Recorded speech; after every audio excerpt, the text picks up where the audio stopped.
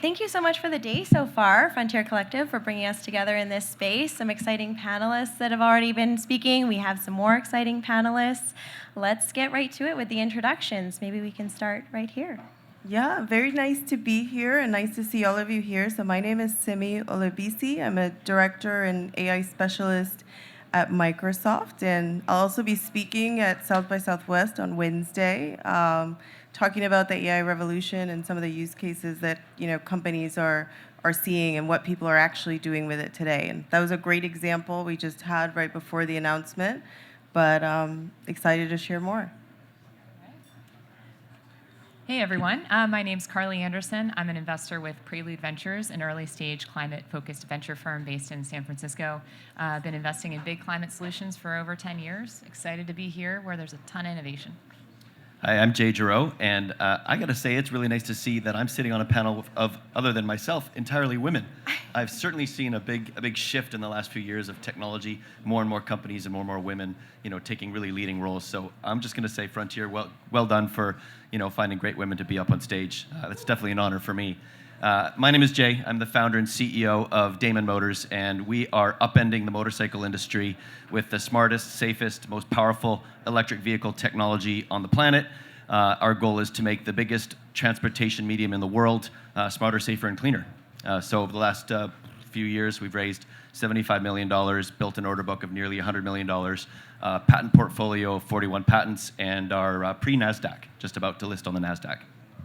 You didn't say how fast the motorcycles go. Do I have to? Can you also make a sound? Faster than they're supposed to. Nice. This is a very diverse group, and I think that's wonderful because climate tech is such a giant conversation. It's a very big piece, and so if we can break it down a little bit today, I think that would be a really good takeaway for everyone in the audience. Maybe the best place to start would be talking about some specific innovations that you've been a part of and case studies and where you've seen climate tech applied for sustainability. This is a huge intersection of everything that you want to talk about. Please go for it. Yeah. Simi, you want to start? Yeah, sure. I can start with that. I mean, I think in the AI space, it's really important the types of things that AI can accomplish in terms of climate change and just sustainability in general. I think one of the use cases and one problem that we've seen, pretty often lately is wildfires. And so I'll give that one as a case study because it's super difficult to predict a wildfire. It's very complex in terms of the factors that are involved in that as well. And AI is being used in that regard and in many other ways, but specifically for wildfires to really be able to get the data and understand and predict what's happening. And then that can enable us as people to react sooner and anticipate that. And I think when you think about wildfires, it's not just the damage that they do. It's also has to do with the carbon that's emitted. And I think it's something like, I don't even remember the number, but gigatons, right, of carbon that's emitted when the wildfires do happen. So, I think that's one of the most interesting applications that I've heard in terms of leveraging AI to combat wildfires. And I'd say we're generalist climate investors, but we do like to focus on things that could have a massive impact. So basically, removing emissions from generating electricity and taking CO2 that's already in the air back out. So two of the things that I work on are fusion energy, which is maybe a moonshot on the electricity decarbonization side, but you'd be surprised how many things have happened in just the last 5 years that are really encouraging in terms of devices being built, early experiments being done, and capital moving into the space, as well as regulatory systems aligning so that there's a path forward. And then on the CO2 capture side of things, I'm excited. I think there's going to be 3 to 5 new systems of 1,000 tons per year of CO2 plus being built this year. That may not sound like a lot in the grand scheme of 35 million tons per year of CO2 coming out, but you have to start somewhere, and seeing these things operational and working out the initial kinks, I think it's going to be an interesting year. That's really interesting that you mentioned fusion energy because I actually plan to bring it up as well. Yeah. Here I was like, how are we going to talk about fusion? Now we got to talk about fusion. Well, I'm not an expert by any stretch whatsoever, but I do think it's inevitable. And I do think that there is for the last, 10, 15 years, a huge emphasis on eliminating tailpipe emissions, which obviously matters enormously. But it really is just moving it down or upstream, right? Moving tailpipe emissions from the vehicle to the source of energy generation. And solar and wind and all that stuff is great. And yes, we need way more of it, but we actually need a moonshot. And I think in the next 10 to 15 years, fusion energy is going to be the holy grail. It's going to be cracked open. I mean, there are several fusion companies that are successfully doing fusion reactions every single day. And what they need to do now is actually just capture that energy and then do it at larger scale. So I think that's going to happen. And when it does, it is the big solution to what's otherwise, making vehicles electric is actually great, but it's a temporary fix. Yes, it helps. Yes, it's more efficient, but it's not eliminating the problem per se. So I think that's going to be a big part of our future. Yeah, that's so interesting. Oh, did you want to say something? No, but I can, and I think that's, a lot of the things you mentioned are, very key, and I think we're all talking about carbon emissions and that piece of, sustainability and climate tech. I mean, one thing I'll say just in relation to electric vehicles is that, I'm all about AI, obviously, and so AI is, something that's also being used by a lot of logistics companies to really understand, what makes sense and predict the weather, to really kind of change how they're doing things and making sure they're saving gas as they're traveling and can understand what the road conditions will be, for example. So that's interesting. But on the flip side, if we move out of the kind of CO2 carbon space, I think in general, supply chain is one of the biggest issues for a lot of organizations and companies, and how they look at how they're impacting the environment as well. And simple applications like reducing food waste, for example, and leveraging AI to understand the data and predict what people are going to use and predict how you supply things so there's not as much waste are very key as well. Yeah, that's interesting. One question I forgot to ask at the beginning was, how did you get into climate tech? And if that is something that other people can take away, how can people take first steps to be a part of this conversation?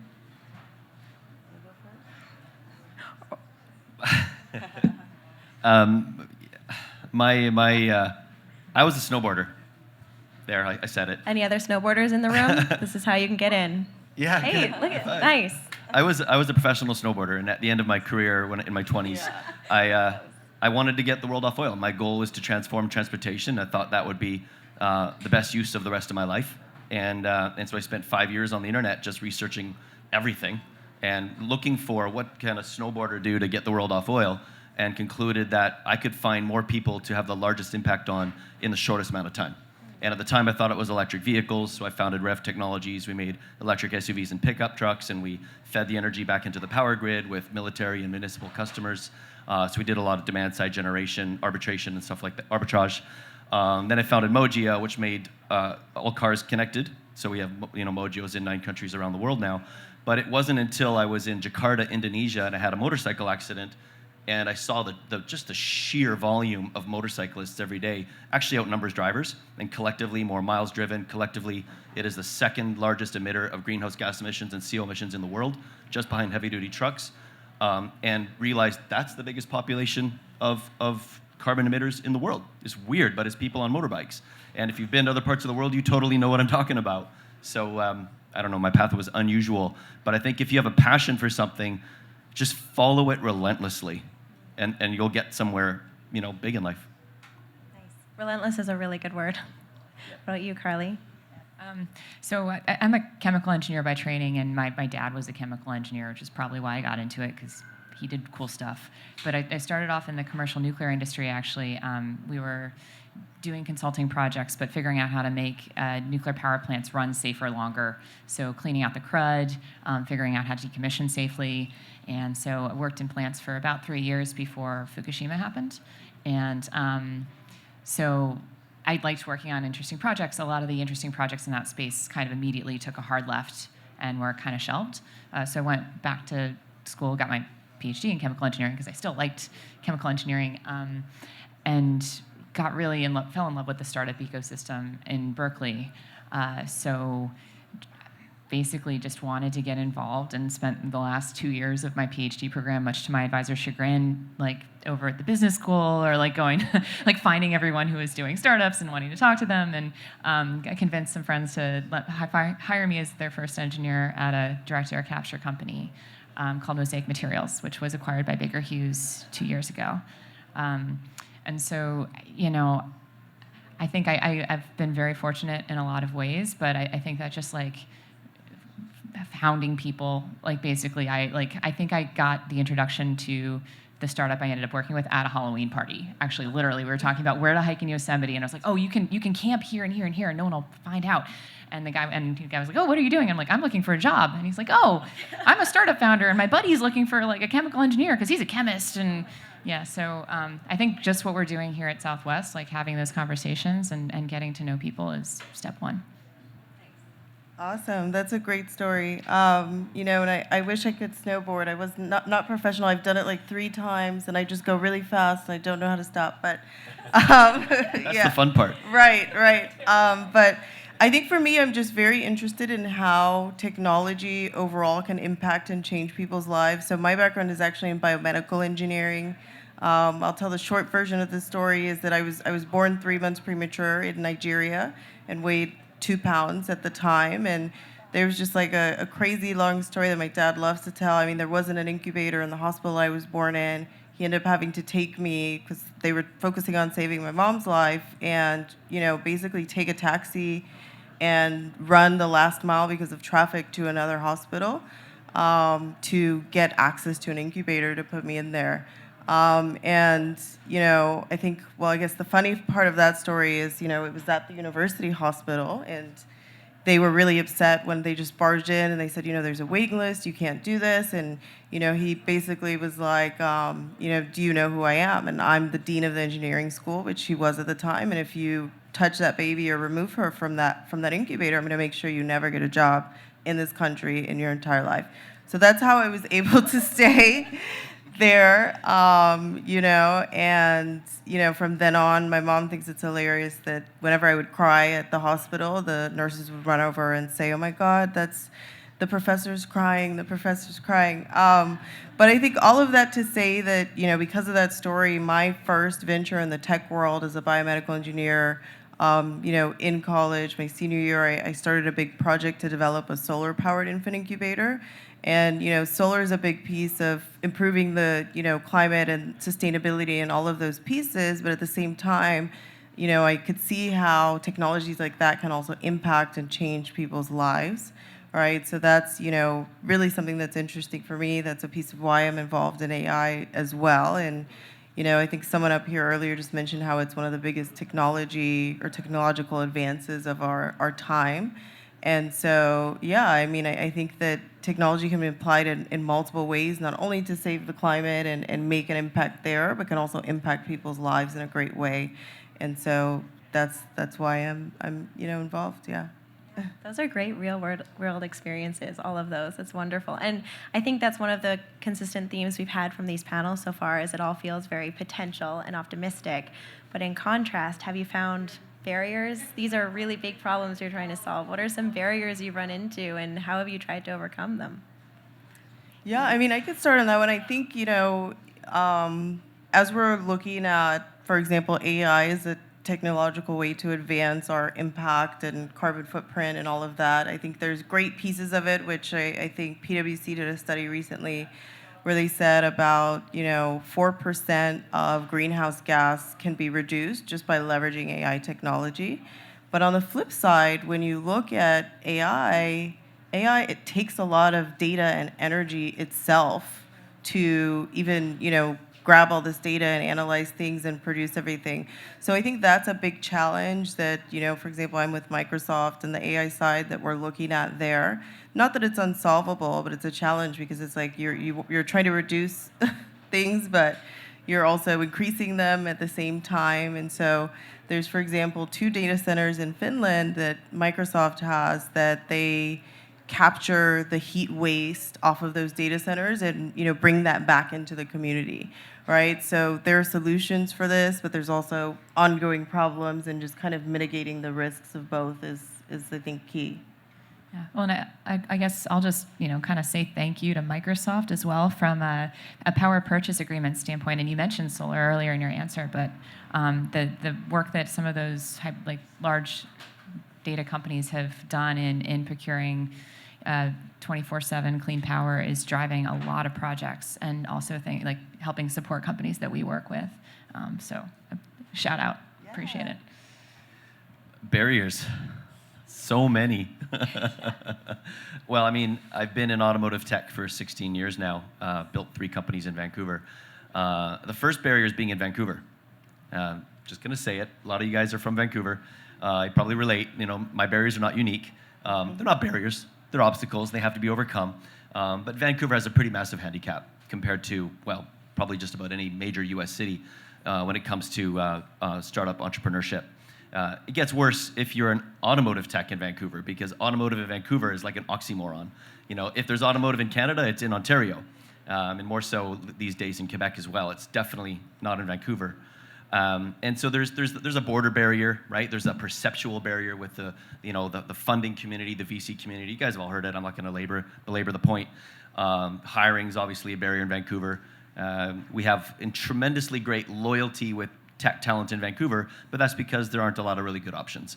And when you want to work for an up-and-coming company with lots of growth potential, just the standard barriers. But I guess specifically for my company, Damon, look outside this door here. There's not a lot of motorbikes on the road, and so there's a barrier to the idea that motorcycling is in fact really it's the most important form of mobility worldwide. It's just not that important here yet.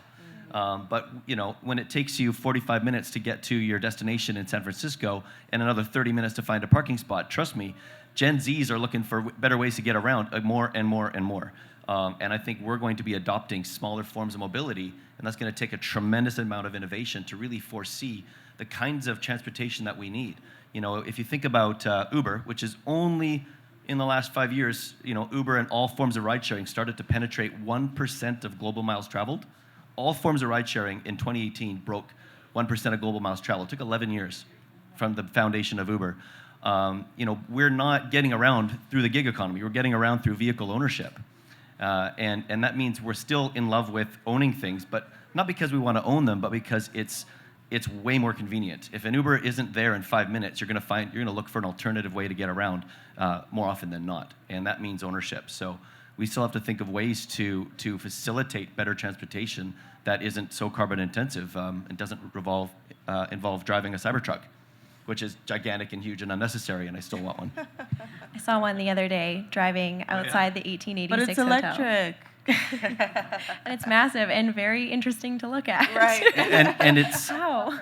Yeah. and it takes the resources of 15 motorcycles, Oh. right? The material resources, the fueling resources, and by fueling I mean the electricity, and all the other manufacturing resources of 15 motorcycles to build one, mid-sized vehicle. Wow. Yeah, I think I'll add something to that. Just thinking about the challenges, of really achieving these goals of carbon emissions and climate change goals and the things around that is like we can't really reduce what we can't measure, right? And so I think that's like one of the biggest challenges has been measuring, what carbon emissions are companies releasing, what issues they're having, what impact the technology they're producing has on the world. And so, I mean, I really love, what was it, the Urban something where they were showing this new Ethica platform. Urban Logic. Yes, that a few minutes ago. Yeah, shout out, that was cool. Yeah, that was really cool. And so I think it's AI is really advancing the ability for companies to be able to measure the impact they're having, and that's really important as well. But it is also a big challenge to measure as well. Yeah, we're definitely seeing a lot of companies in that space specifically around using AI to track supply chains and find ways to help create more transparency there, which is super helpful. Yeah, I think like 60% of the negative impact that companies have on the environment come from supply chain, something like that. Yeah. I'm curious, like, if for either, how you guys feel about the SEC ruling about companies needing to disclose Scope 1 and Scope 2 emissions. That's Yeah. an example of That is more, a great example. more measuring. And Europe has, more extensive requirements around that, which I think is fantastic, and the rest of the world should start adopting, as well. But yeah, I think it's great, right? These rulings are great because what it's doing is it's creating more jobs, to be honest, and it's just inspiring a lot of companies to build more applications that support people who have sustainability goals and need to meet them, and teaching them how they can do that, and leveraging different technologies to really track those things. I mean, Microsoft also has a solution called Climax that's a cloud-based solution to help companies with measuring their impact on the climate, for example. That's a really good segue. I don't know. I haven't read the ruling recently, but I understand the SEC is now requiring all public companies to measure their footprint. If there's a monetization associated with that, that'll be huge. If you look at, for example, the California Air Resources Board, so CARB, they've mandated zero-emission vehicle numbers by all the automakers. Companies like Tesla produce so many zero-emission vehicles that they sell their credits to the companies that are not meeting the mandate in terms of the number of zero-emission vehicles.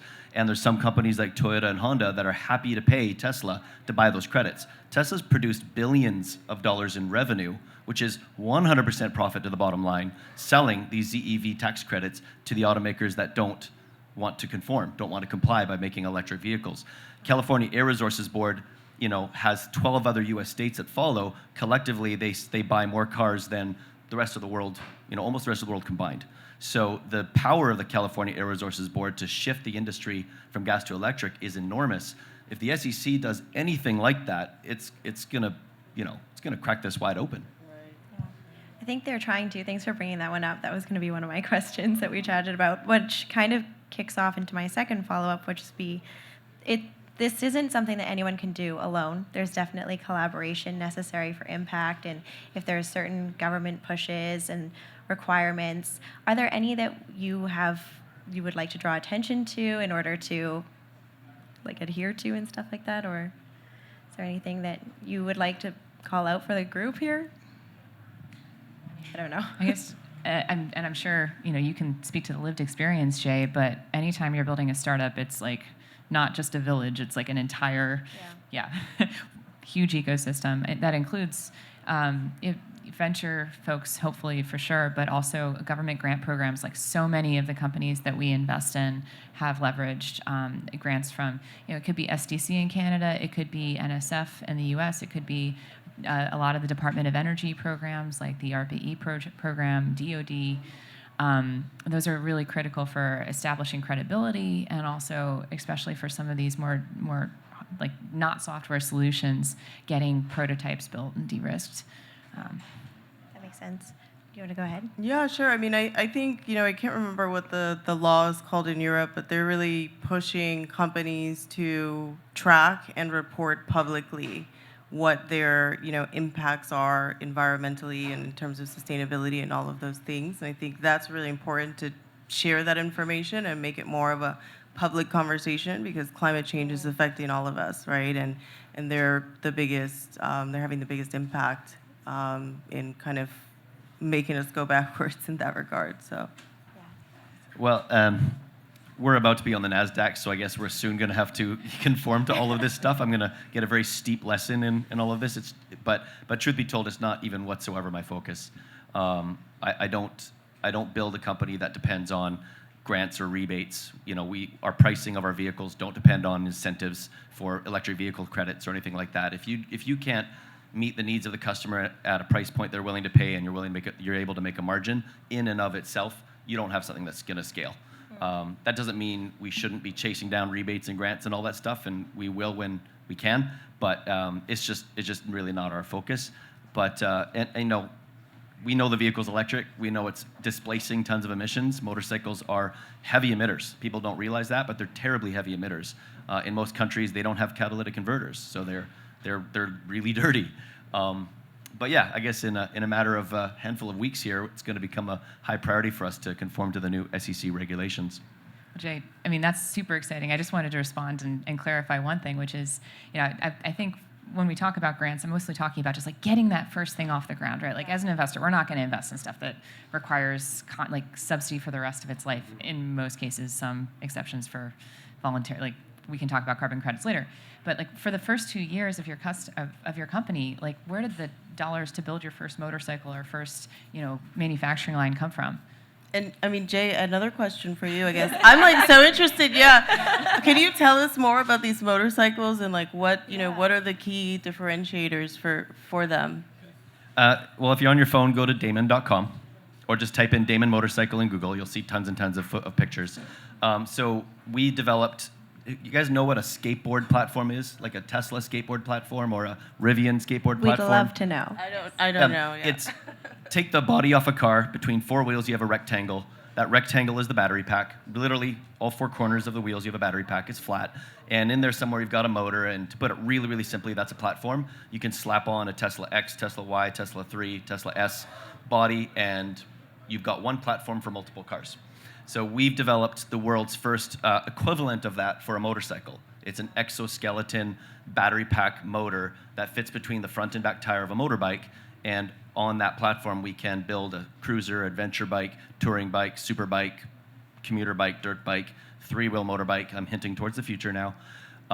Any motorbike we want, and we can build them between 50 and 200 horsepower. And our flagship bike is the Hypersport. It's a 200 mile per hour, 200 mile range, 200 horsepower electric superbike with a collision warning system on it that connects to the internet. So the more you ride a Damon bike, the smarter and safer all Damon bikes become. And it's the first one with a collision warning system developed for motorcycles. And yes, we use AI. Well, that's another segue. What was the question? Oh, I think that was the question. Just tell us Yes, about that was the motorcycles. question. Okay. No, that's a good answer. But I mean, you should also think about, if you haven't already, I mean, like, for example, I'm from Nigeria.